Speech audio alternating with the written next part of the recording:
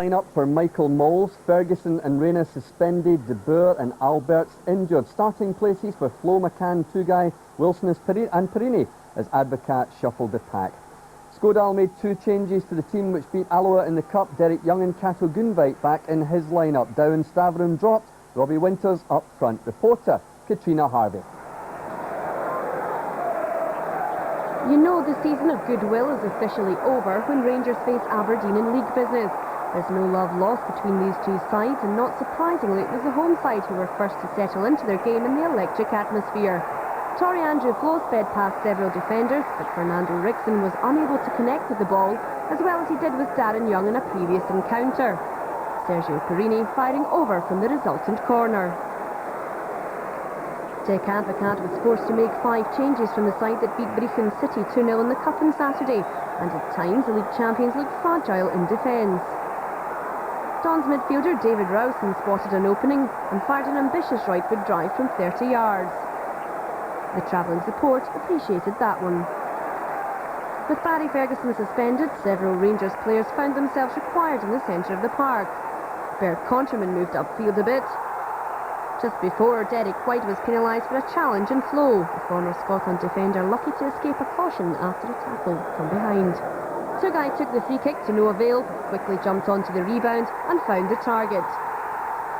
1-0 Rangers. The Turkish midfielder showing his class throughout this encounter. Great determination and accuracy to break the deadlock. A blistering left footer from outside of the box.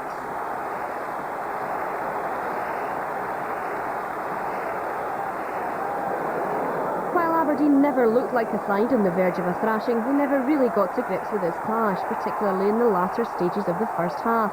Tory Andrew Flo created several opportunities with his pace, his finishing once again not quite what the Rangers fans were hoping for. Stand-in skipper Arthur Newman initiated a pacey move in the 39th minute, but Don's defender Kevin McNaughton did well to get in front of Flo and knock the ball clear. With Thomas Solberg already booked, perhaps a hint of what was to come emerged just before the break. Derek Young involved in some arm wrestling with Perini, a yellow card for his troubles, and a free kick to Rangers. 2 guys swept in from the wing, Kenny Miller not too far away with his glancing header.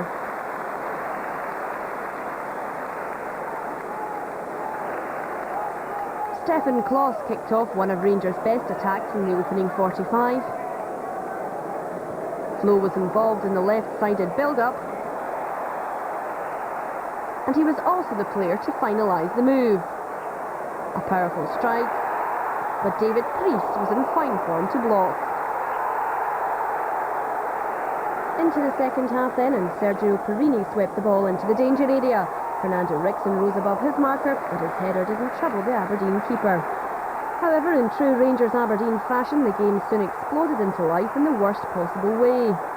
Neil McCann and Philip Maguire involved in a right-old handbags at dawn scuffle, John Robotham perfecting the art of nightclub bouncer. Arms flagging all over the place, McCann got a yellow card, and despite the protests of his teammates, Maguire, cautioned minutes earlier for a foul on Tugai, was sent packing. Aberdeen down to 10 men. And it didn't take too long for proceedings to flare up once again. McCann incensed about the treatment he was receiving from Darren Young. Tugai tried to calm things down, but the Scotland striker still raging. So much so that Robotham produced the yellow and red for the second time in the evening and made the game 10-a-side.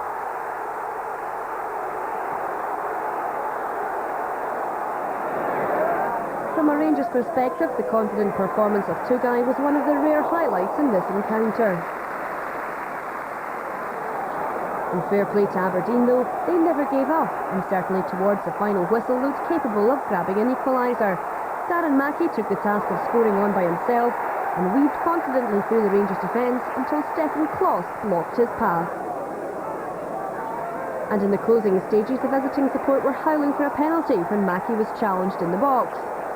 A pretty weak claim to end a pretty weak game. Rangers now 9 behind Celtic. Aberdeen leave Ibrox battered and bruised once again. Aberdeen battered and bruised. 3 points for Rangers though. 1-0 it finished, and after the match it was Peter Martin doing the interviewing. Dick, would it be fair to say an under-strength Rangers side battle to victory tonight?